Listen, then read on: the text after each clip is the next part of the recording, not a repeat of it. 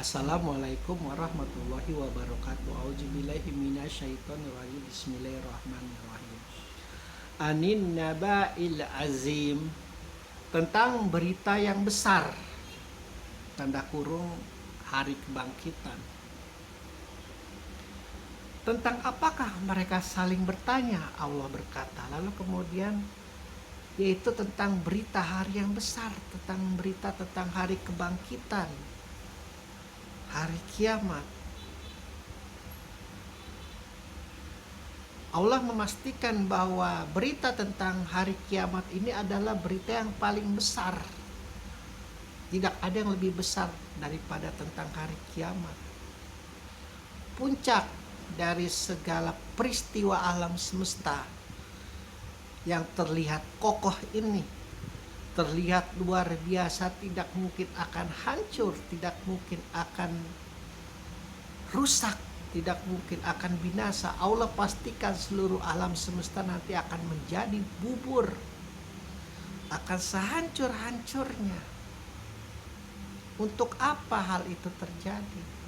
Untuk manusia sampai kepada tahap berikutnya.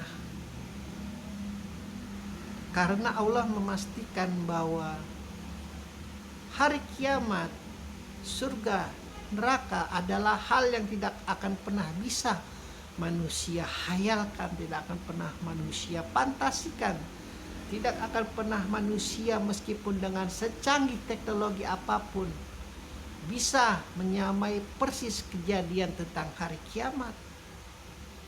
Makanya Allah memastikan ini adalah tentang berita yang besar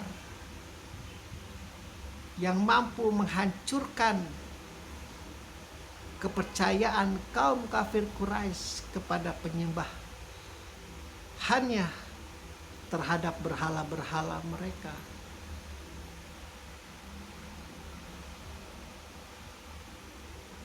Memastikan bahwa Rasulullah adalah pemberi peringatan, yaitu tentang hari kiamat, sekaligus kabar gembira.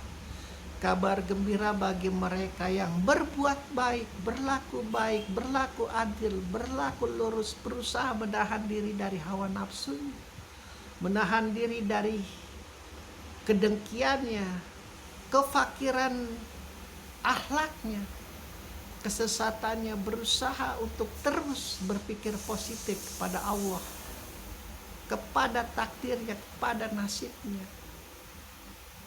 Senantiasa memastikan seperti yang telah kita bahas ayat sebelumnya, yaitu bahwa manusia kelak ketika melihat hari kebangkitan itu akan merasakan persis bahwa hidup di dunia itu hanya seperti dia bangun di pagi hari, lalu kemudian dia bekerja di siang hari, dan kemudian di sore hari dan di malam harinya dia harus bertemu dengan Allah, harus bertemu dengan hari kebangkitan. Hanya sebentar. Taruhlah jarak perjalanan kita dari sejak lahir sampai kelak kita akan masuk ke dalam pahala yang terbaik, itu adalah surga, atau pahala yang terburuk adalah neraka. Ini jaraknya. Lalu kemudian Allah memastikan bahwa kelak nanti di hari kebangkitan manusia merasakan hidup indah hanya di fase segini. Sementara jarak yang dari ini ke sini itu sangat jauh, sangat berliku. Kelak nanti Allah memastikan kita berproses di alam barzah, kita berproses di alam hari penghisapan, kita berproses lagi di Yaumul Mahsyar, kita berproses lagi nanti bagaimana keputusan, apakah kita termasuk orang yang beruntung ataukah termasuk orang yang rugi.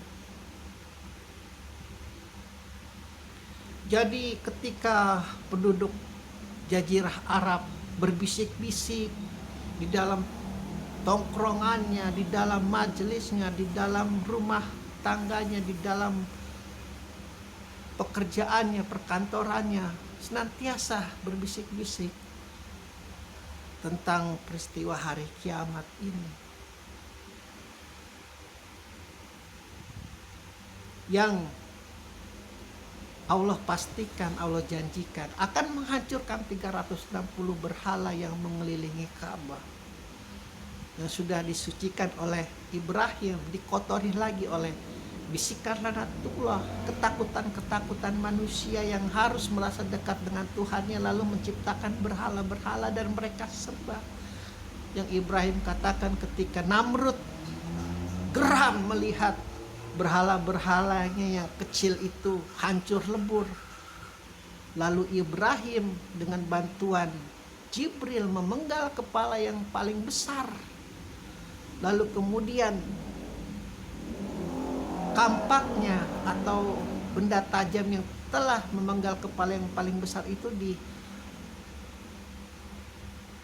diselempangkan di tangan berhala itu. Tanya saja kepada berhala yang kau sembah itu siang dan malam. Kenapa dia bisa menghancurkan berhala-berhala yang kecil itu? Lalu kemudian memenggal kepalanya sendiri. Kau tahu berhala-berhala itu tidak bisa bicara, tidak bisa mengabulkan doamu, tidak bisa mengaminkan apa yang menjadi harapanmu. Lalu kenapa kau sembah-sembah? Tanya saja. Sampai ada seorang saksi mata, satu-satunya yang menyaksikan Ibrahim yang melakukan semua itu, mencemooh secara tidak langsung. Sekarang kalau benar kau Namrud adalah Tuhan, lalu kau membuat berhala, lalu bagaimana itu sistem logikanya tidak sampai? Engkau mengaku dirimu Tuhan, tapi engkau menyembah berhala yang kau buat sendiri. Kau adalah Tuhan yang paling bodoh mungkin di alam semesta ini. Dan kalau engkau benar memang Tuhan, lalu besok saja itu matahari kau terbitkan dari barat, lalu kau tenggelamkan ke timur, aku otomatis akan mempercayai engkau Tuhan. Dan terdiam Namrud. Keperkasaannya, keyakinannya memaksakan orang untuk mengaku dia adalah Tuhan, tidak bisa melakukan hal itu. Meskipun dia secara hukum, secara undang-undang di masyarakat itu siapapun yang melecehkan berhala-berhala mereka harus dihukum menang. Sekali lagi itu hukum buatan manusia dan Ibrahim tidak bisa berkata apa-apa karena dia sudah merusak tatanan masyarakat di sekitar itu yang mempercayai berhala-berhala. Ya sudah, bagaimana hukumannya? Dibuatkanlah sebuah tumpukan kayu yang luar biasa besar, bahkan sebesar rumah di Pondok Indah, dan Ibrahim disuruh masuk ke dalamnya. Kalau kau benar memang Tuhanmu itu adalah yang paling benar, coba kau selamatkan dirimu ketika nanti aku bakar. Ya sudah, dia selamat. Dan sejak itu mereka tidak bisa berbuat apa-apa lagi terhadap Ibrahim. Dibiarkan Ibrahim mengembangkan agamanya, mengembangkan tauhidnya, sampai sedikit-sedikit ada yang mempercayainya, mengikutinya. Pun ternyata karena Ibrahim adalah orang yang fakir, lama-lama mereka pun menyingkir.